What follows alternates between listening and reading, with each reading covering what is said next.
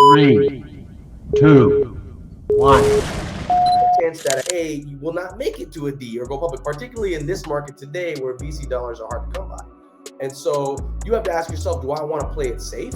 Do I want to go and take the path through FANG and know that everything's going to be laid out in front of me and there'll be very little risk? Or do I want to have the opportunity to be exposed to a lot and help build a business, knowing that there's going to be a lot of things that aren't figured out? And the moment you figure something out, you plateau, there's a new problem. And so you have to be comfortable with that. I'll be honest with you, like, right now, I just moved into enterprise at Pave. We're moving up market. I went from being really comfortable and really successful, blowing out my Q4, to now like having all this self-doubt and relearning everything. And that's just the start of life. And if that's not for you, if that anxiety, that stress is gonna make you unhappy, don't do that. Excited to have you be a part of this conversation. Oh, thank you so much, Joseph. I'm excited to be here. Just to remind people that may have been here before but may have forgotten, or if you're new to this stage, basically what this is going to be is we're going to talk about this journey, which is symbolic of the boots. The boots is symbolic of the journey that one takes to get to where Justin is, and the mindset or the brain is symbolic of the mindset that someone needs to have in order not to only be where Justin is, but to scale from there. With that being said, let's talk about your journey growing up in New York in the house. Let's talk about it. Can you tell us about what it was like growing up in New York?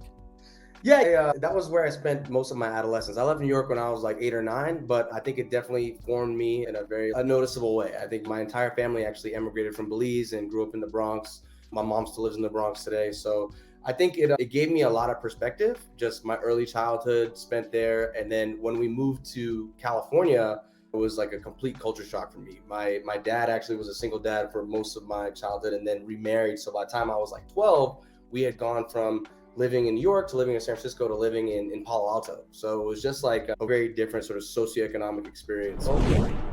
9 years old. That's just such a pivotal year too. And which part of New York did you specifically grow up in? From the Bronx, like over by Fordham Road area. Woo, boogie down Bronx. Yeah. I had a friend that went to Fordham University. So definitely know about that. So transitioning from the Bronx, New York, and going into Cali, that's quite a change. Can you talk about the different experiences you went through and the different transitions that you had going from those two environments?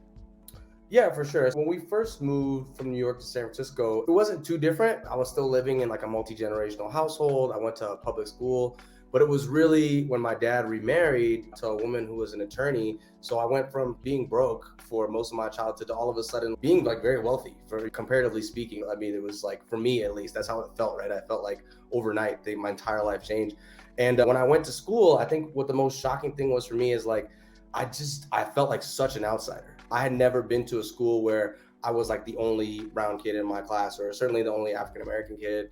And it was just, I think I had a tough time adapting. And in a lot of ways, I lost a lot of my confidence. I think for a long period of time, I had a great deal of imposter syndrome that came from that, both in like my own intelligence, my own like physical appearance. Like I just had so much self-doubt as a result of being thrown into that environment. Yeah, it is tough. I spoke about this before in an interview that I had with someone, and my parents, they started a home for street children in Guyana, South America. And so my experience was very different, moving from the Brooklyn, New York, going to what was considered a third world country, especially at that time. And how I went to an American school with the wealthiest of the nation, diplomats and all these different people. But then I went home to the marginalized, those that were children that were digging out of garbage cans and been through all sorts of forms of abuse. And then I'm in the middle, and you kind of find yourself in that world. And you're like, man, I don't feel like I exist anywhere. Can you talk a little bit more about the imposter syndrome and the ramifications of it or the symptoms of it? Because some people might be saying, I don't even know what imposter syndrome looks like in my case. Can you talk a little bit more about that? Yeah, I mean, imposter syndrome essentially is where you are just filled with a lot of self-doubt, you know what I mean? And I think that the reason why that sort of change of environment brought that about was, I don't know if you're like a fan of James Baldwin, but he talks about when he was a kid and he would watch movies with like cowboys and Indians, he envisioned himself as a cowboy, right? Or when he watched Superman, he envisioned himself as Superman.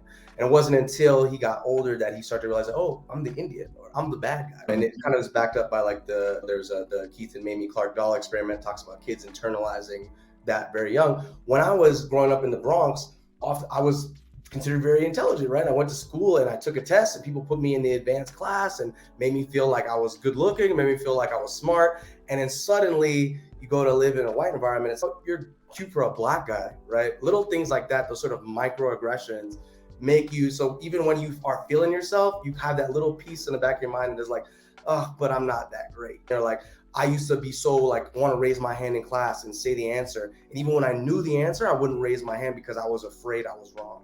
And I never had that kind of a fear in the early part of my childhood. It wasn't until I found myself in an environment where I was other that I began to feel that constantly and really internalize it. Yeah, and it's a sad reality, but it's the way that we're made to adapt to our surroundings sometimes. And what that causes us to do oftentimes with imposter syndrome, and I've had this happen to me, we become a caricature of ourselves. We're not really our authentic selves. We're not really fully ourselves. We're just a piece or a portion of it. And that could lead to allowing us to really shrivel down and minimize who we are. That could allow to code switching and other things that other people may be wrestling with. Have you dealt with code switching? And if so, can you talk a little bit more about that as well? Absolutely. I speak many different sort of languages, different dialects of English, if you will. I think the way that I talk with my homies when I'm in New York or my homies when I'm in Texas or when I'm homies back in the Bay, they're all different. And there's all kinds of things that I would say casually that I could never say at work just because it's just not the right place, right? And I think also it comes back to that imposter syndrome piece. Like I'm like hyper vigilant about my grammar and the way that I speak because as a kid, I would feel like anytime that I messed up speaking, that people would think I was stupid. I felt like I didn't have the room. So I was just hyper vigilant about it. And I also got to this place where I just felt like I don't want anyone to discount me or have any reason to do that. And so, yeah, that's where I think I focused so much on reading a lot when I was young, have a broad vocabulary, being able to articulate myself well. And yeah, the way that I talk in a work environment or an experience like this is vastly different than I would speak with different friend groups, depending on who they are. Yeah, no, I could totally relate to that. I'm thinking about how there's times growing up where, especially because I was mixed into that Caribbean culture, they say we speak backwards.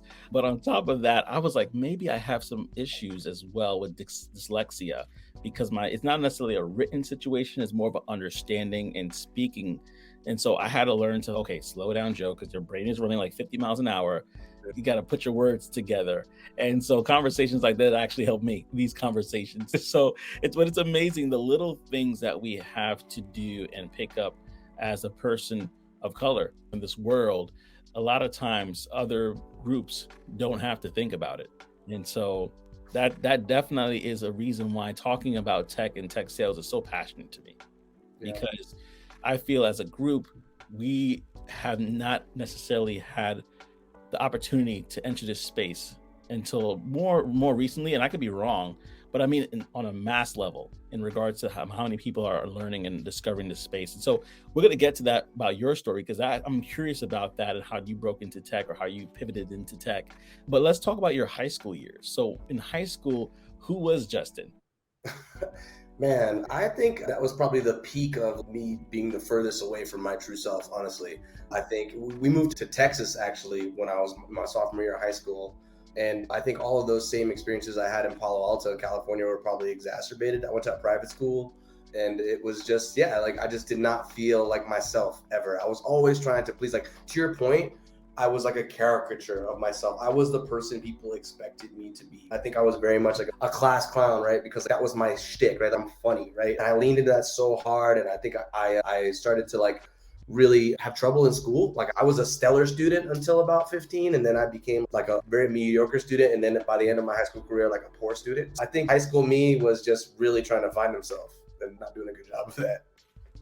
You said something that I thought was very powerful. I was thinking about this conversation, this interview that Will Smith had with Martin Lawrence at the Breakfast Club. They're promoting Bad Boys 3. And he basically said the Fresh Prince was one person. That was a person that opened doors with him and Quincy Jones to actually have the show. That version of himself is what kind of created so many opportunities. But he tried to take that version of himself and take it to him as an adult, and it like, who is this person? And so he had to have, I wouldn't say a midlife crisis, but he had to kind of a reevaluate.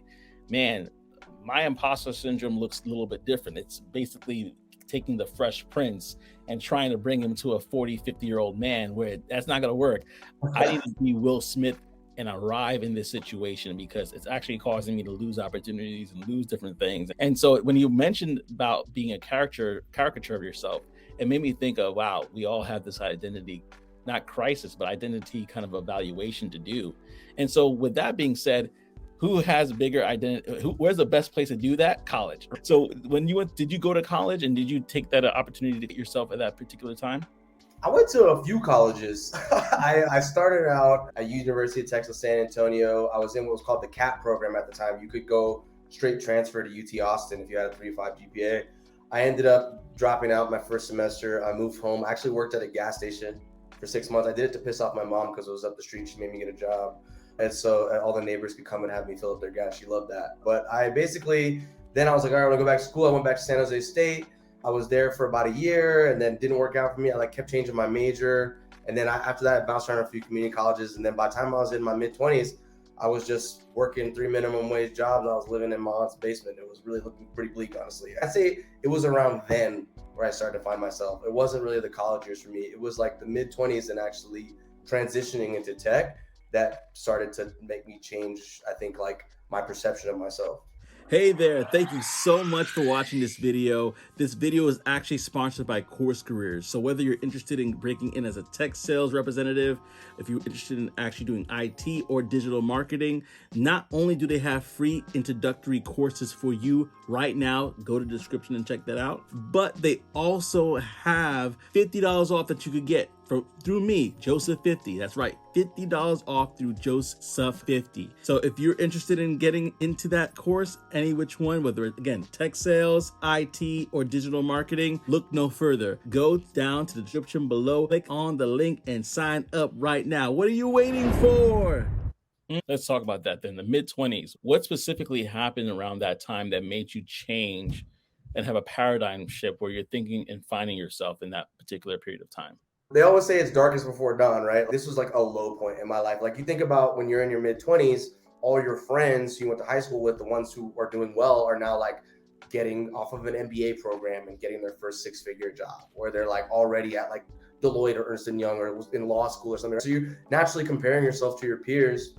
And here I am, like living in my aunt's basement. I'm watching her kids part-time, working at this tennis club. And it was just like, I remember like calling my dad all the time, like crying, like asking, like, I feel like I have so much potential and it's being wasted.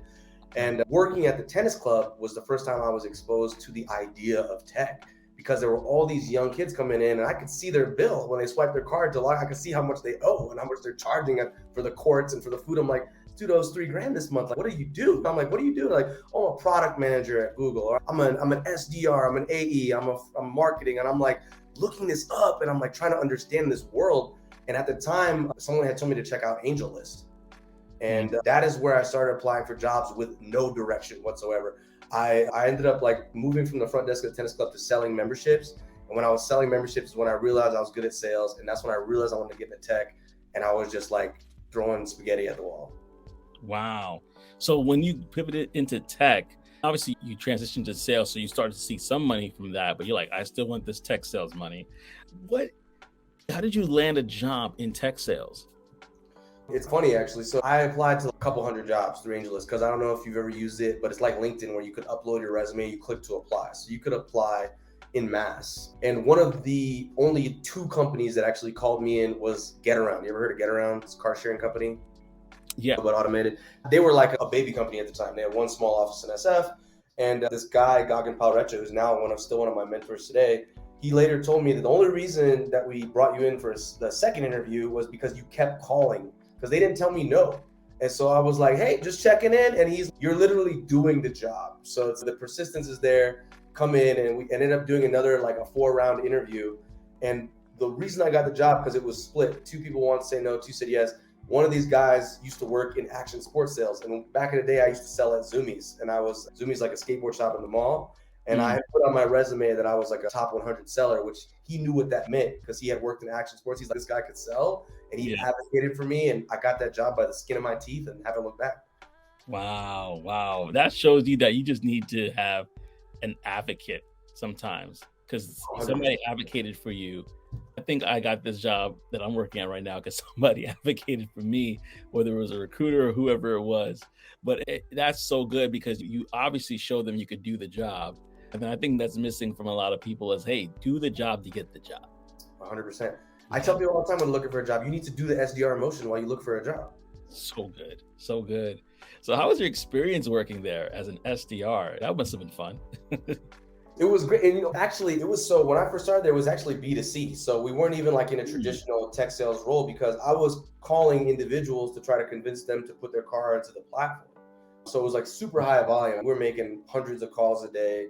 And it was through that experience that I mentioned like how this is where I started to find myself. This is where I first started to really find confidence because like in school, I knew I was smart, high test scores, did well in the SAT, but was always flunking class, right? Yeah. And I think later, like I now realize I probably have undiagnosed ADHD. My brother and my sister have it.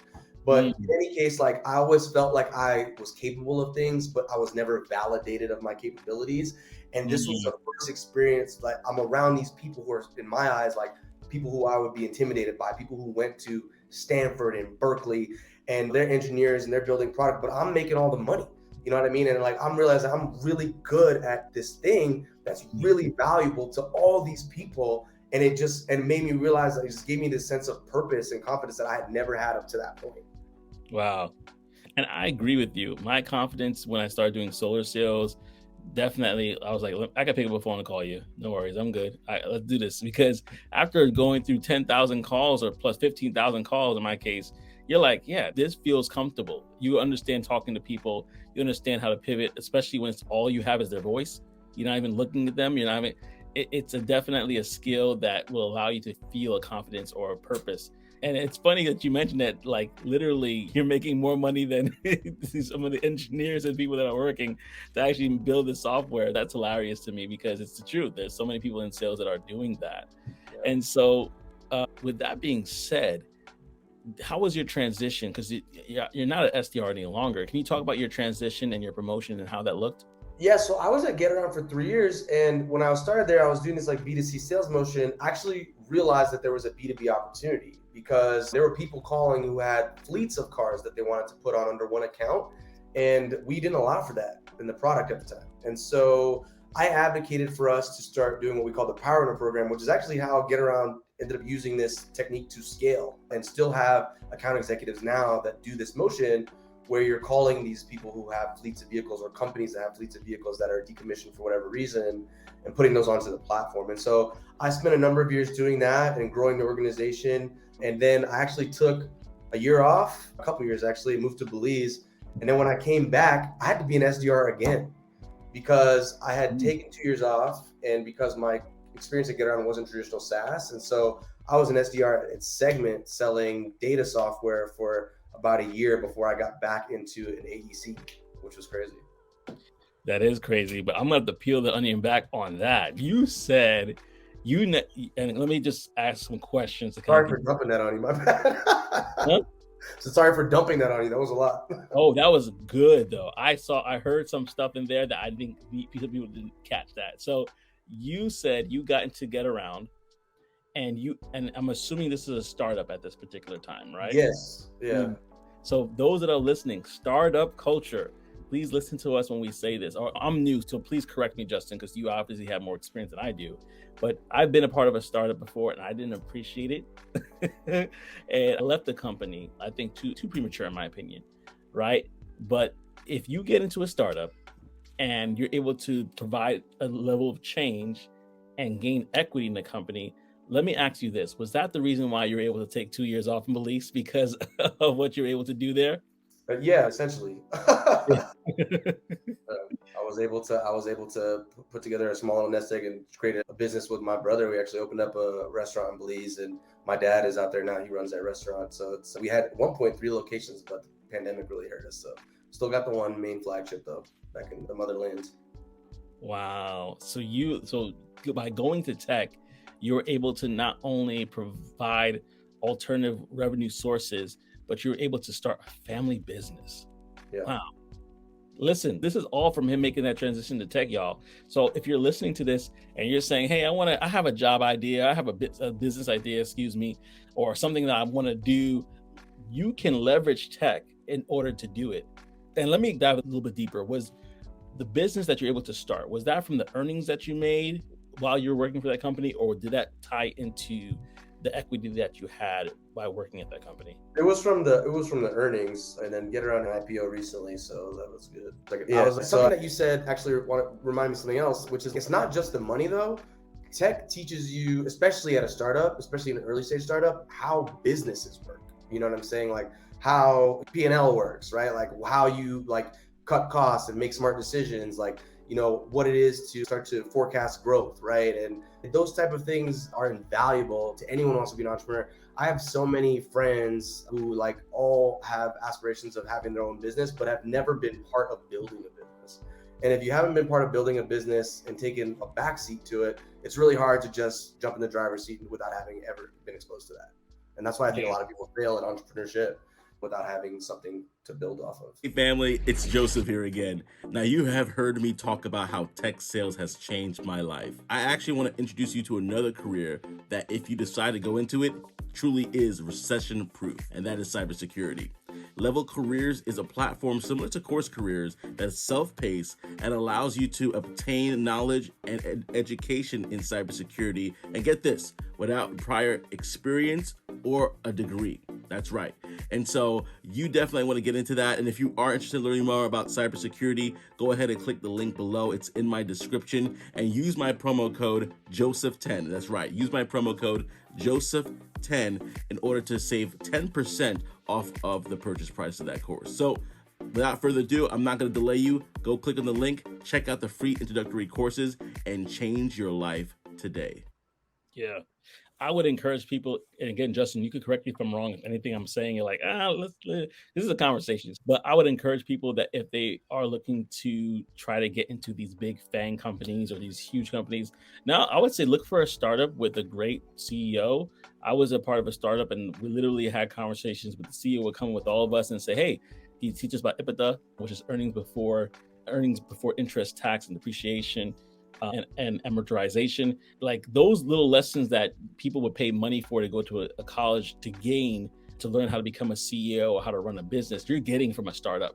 And I definitely would highly encourage that. Man, my wheels started turning when you said what you said, because I thought there's a lot of nuggets in there for people to grab at. Now, let's pivot to when you came back and you basically started from scratch, but you did it because you had the knowledge. But you started from scratch in the sense of the position as being an SDR. How was that time around? So I was very intentional, because what I kept hearing is, damn, you have a lot of experience, but it's not like the type of experience we're looking for, or you almost might be too experienced for an SDR role. And so I started doing a lot of research, and what I realized was like the creme de la creme of software sales was like this complex data space. And so I connected with a recruiter, and I was like, I want to be in complex sale that has a hold in the enterprise market, because I realized that if, first of all, people would hire SDRs into there who had closing experience because they knew it was much harder. Like a lot of my peers, when I started as an SDR at Segment, had previously been AEs at other kind of lower tier, more transactional sale companies. When you get into more complex sales, it's a different beast. And because I was like, all right, if I have to be an SDR and start from scratch because nobody wants to hire me as a closer, I want to be in one of these spaces. And so I was very intentional about that. And I learned all of the traditional SaaS motion stuff at Segment. Like I still employ so much of what I learned from there. And I was exposed to some like really like excellent sellers. And so although it was a step back in terms of pay and title, it was worth it. And then once I had that on my resume after being a Segment, still to this day, even though it's 4 jobs back now, people will talk to me in an interview about Segment. Or like at the job I work at now, there's 6-7 ex-Segment people, because that's how it works in tech. Is like you have a really successful org, and then people break off to start other companies, and they bring people that they knew from there. And so that's why if you look at Segment, there's 4 other startups now that all have ex-Segment people making up their founding teams. Wow. So would you encourage other people that are SDRs that feel like they want to prove themselves to try to get into a company that has a complex sales? It sounds like it has a complex pipeline. Is that what you were, how you would phrase it? Like, how would you phrase that? Because I'm learning It's too.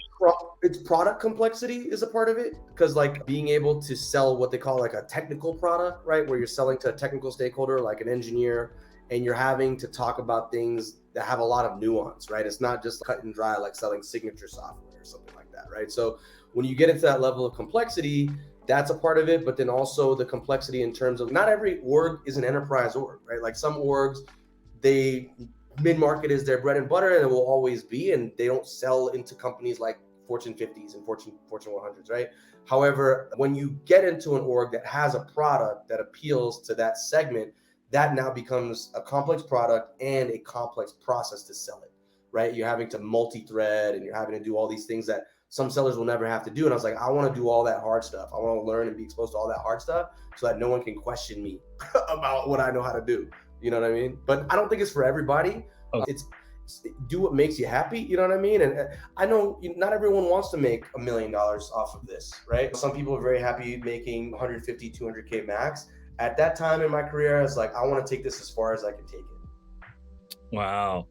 And when you said some people don't want to make $1 million, they're like, oh, wait, I want to put my hat in there. I want to learn how to make $1 million. It's just the level of complexity, the level of attention to detail, the level of skill that you need to have at that level. You have to really be on top of your game. And so that's what I'm gaining from what you're saying. So trust me, I'm writing down mental notes as well. I listen back to my interviews and I'm like, okay, note to self. So yeah, with that being said, let's pivot and talk a little bit more about what was the next steps after being at Segment? Like what was the next things after that? I did a lot of job hopping after that, frankly, to land to where I'm at right now. Basically, when I left Segment, I had learned a ton, but not enough, right? You learn something every stop, right? So I had 2 offers. One of them was from 5Train, which, if you're familiar, is doing quite well. And I had a job offer there, and they were much earlier. I think they were like B or C at the time, and now they're a unicorn company. The other offer was from this like Series B finance company, but the company had $35 million investment, and it had like really great backers, and they offered me the opportunity to sell enterprise. I think it appealed to a lot of my things I wanted from my ego, and it was more money too. Whereas the other offer from 5Train was like they wanted me to do an SMB role, and I was like, these people let me do enterprise. Big mistake, right? Because I didn't do enough due diligence. They didn't have a CRM, and their CEO was filtering all their leads before they got distributed, and it was just like there were things that were happening there that I didn't think could happen at a company with C backing. And it was just a really not a great experience for me as a seller, because there was no support, there was no enablement, there was no real opportunity to better myself. And so I left from there and went into another AE role, which was actually really great with Chili Piper, the scheduling software. And I was helped start their enterprise motion there. And so that was like where I started to cut my teeth and actually start closing deals in a traditional SaaS motion for the first time. Wow. Somebody's gonna look at this and say, hindsight is 2020. How would you have known that 5Train was going to be as exceptional of a company as it was? Were there some signs that you were able to look back at now and say, yeah, those signs I ignored, but those were the signs that anybody should look at when they're trying to figure out a company to go after? Can you talk about that? Absolutely. So I have a 7-step process. I don't have it all committed to memory, but I'll tell you the ones that I do remember. First of all, looking at the growth. If I had looked at 5Train's growth, it's a hockey stick. If I had looked at another company, it was actually flattening out, and maybe even had been going down because they had to let some people go. The other piece too is you can look at growth by department. And when you see a lot of sales growth that's outpacing like engineering and product growth, that's a bad sign, because a lot of times what that means is that the company is just going to throw bodies at a problem. They're actually planning for none of these AEs to hit, and for everyone to average about 50% to hit the company goal. And then they know it, knowing that they're not trying to compete and be the best product in the space. So that's one thing to look at too. And then looking also at the investors and the types of organizations they've invested in previously. Is this vertical that investors like bread and butter, or is this kind of an offshoot for them? Are they going to be invested in this company? And so there's a number of different things you can look at. And I think also the sales leadership, the sales leaders' experience and what they have done previously is huge. And I just didn't think about those things at that time. Had I looked at any of those, I would have made a better decision. Wow. And do you have the 7-step process anywhere available to people? Or do you have an ebook or? I need to start doing stuff like that. But I made a LinkedIn post about it a while back, but I'll share it with you if you want to link it at some point when you share this. Yeah, because listen, I love it for myself, but I want to share with the people like that. I think that is a lot of people, a lot of SDRs. My audience are people that come from course careers, that are coming from tech boot camps, that are trying to find their space in this place of tech. And so for things like that, they're really at this evaluation stage. Most people say nowadays, just get into tech. But if you can take the time to find a really good tech company that will take you on and you could grow with them, like Five Train, I think that might be a good idea to try to do that. Would you say it's a good idea to really aim for that in the beginning? I think that trying to have one like super high growth, like really well-known company on your resume makes a tremendous difference. I had, like I mentioned, the logo. Like, why do people put X whatever on their LinkedIn, right? X Google, X this, X that, because it carries a certain connotation that, whoa, you were a part of something. All right. And if you look at the different sort of factors of the company, the thing is, let me backtrack a little bit. You have to ask yourself, there's like a balance of risk and reward. So if you're looking at a seed or an A stage company, that is the most risk with the highest reward, because the equity that you'll receive at that stage of company could make you rich if that company is successful, but the failure rate is 50% at each of those stages. So there's a high chance that A, you will not make it to a D or go public, particularly in this market today where VC dollars are hard to come by. And so you have to ask yourself, do I want to play it safe? Do I want to go and take the path through FANG and know that everything's going to be laid out in front of me and there'll be very little risk? Or do I want to have the opportunity to be exposed to a lot and help build a business, knowing that there's going to be a lot of things that aren't figured out? And the moment you figure something out, you plateau, there's a new problem. And so you have to be comfortable with that. I'll be honest with you, like right now, I just moved into enterprise at Pave. We're moving up market. I went from being really comfortable and really successful, blowing out my Q4, to now like having all this self-doubt and relearning everything. And that's just the startup life. And if that's not for you, if that anxiety, that stress is going to make you unhappy, don't do that.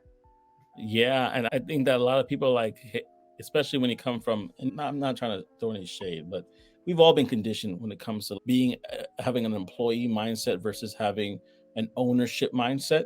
Yeah. And I think that when you're in a startup company, and from my experience, you have to have an ownership mindset from the top down, not just the person that's the CEO, but the person that is working as an SDR. You have to own what you're doing. You have to look at it and say, hey, this doesn't work. We need to fix this and that. And you actually could have a voice to a higher up that'll be like, oh, you know what? Let's try it. Especially if they're that desperate.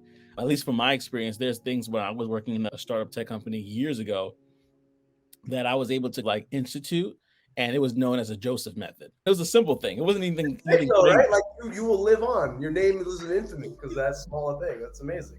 And it was a little thing. If I tell you right now, you probably laugh out loud, but it was a little thing.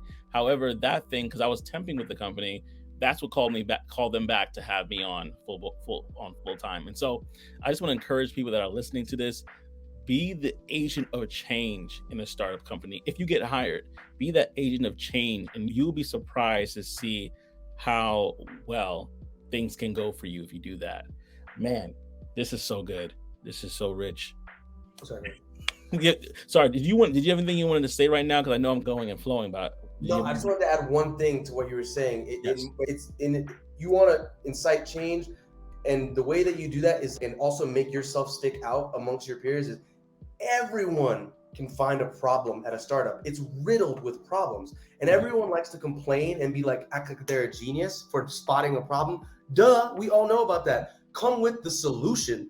And that is what, because everyone knows about the problem. So if you're constantly espousing the problems, you are a problem. What you need to do is say, I noticed this. Here's 3 potential ways I think we could solve it. I tested this. Here's some data. That's how you get promoted. That's right. That's right. Bring the solutions. Yes, be the agent of change and bring the solutions. This is exactly what is needed. Oh, man. So you went through that learning experience, and I think you went ahead too, which I'm cool with that. I like that. You went to Pave. You're Pave now right now. Yeah. And you're saying it's should I say that word? Is volatile a good word? I don't know if that's the right word. I would say it's volatile. Trust me, I've been in companies where volatile would be the appropriate word. I would say it's just challenging, because it's challenging for me personally, because I'm moving into a different segment. Yeah. And selling in one segment is very different than selling in another, particularly like where we're pushing up into that segment. We're at the stage now where we haven't like necessarily gone out and taken over it like we have with others. And so there's a lot of ambiguity and there's a lot of collaboration that takes place. And it just, like I said, it's fun and it's rewarding, but it's tough when you come off of, I just figured out the last thing and I just got good at that. And now it's okay, freshman year all over again. I just graduated. And then you start over. Yeah, exactly. Oh man. And yeah, this is gonna be fun. Oh man. Let me ask you this. As we're pivoting to the mindset, I think you talked a lot about it. What would you say is the mindset one needs to have in order to be just where you are right now, but also to scale from there and to grow? Lose your ego, I think is number one. There's always opportunity to learn. And anytime my ego gets too big, fate comes around and just deflates me. And it's a constant reminder that the best thing to do is like always be a student of the game. You know what I'm saying? When it comes to sales. And then I think the other piece too is just, this sounds a little cliche. And I think a lot of people don't necessarily like when people say this, but work your ass off. You know what I mean? Like really, the thing is like, you have to be, especially of color, especially if you're coming out of a boot camp and you're not coming with the pedigree.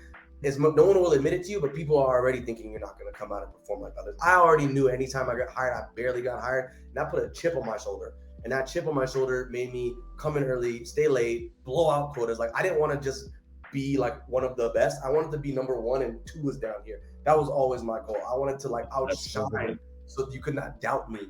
And I feel that's the kind of attitude you got to come with, particularly in sales. Like it's a sport, you know what I mean? It is. It's like it takes a lot of training, it takes a lot of commitment. And so I think just always be learning and just always be working hard. You know what I mean? Always be learning. Yeah. Outlearn those around you. Like they may be settled, they may be cool, and hey, I'm good, I'm doing whatever. But if you could read some books, I was listening to Kevin Dorsey speak about that, and he said, outlearn those around you. That's why he's like the youngest SVP in the rooms that he's in, or the youngest person, I should say, in the rooms that he's in. And so that is such a key to growth. And man, Justin, this has been a great conversation. I could keep talking. I really can, because there's so much. We could even talk about the other stuff too. But with that being said, man, we really had a really good conversation. And those that are watching, those that are listening, if you really loved what you heard, like I said earlier, of course you want to subscribe to the channel for more, but also use the comment section as your personal notebook. Write down things that you heard, things that you like about, and you go back and check later. Just write it down, because what you're going to do is you're going to retain the information. You have a place to go to, and on top of that, you're going to help somebody else see something that they did not see themselves. Right? So thank you so much, family, for joining me. And like always, until next time, I hope to see you on the other side. Take care now.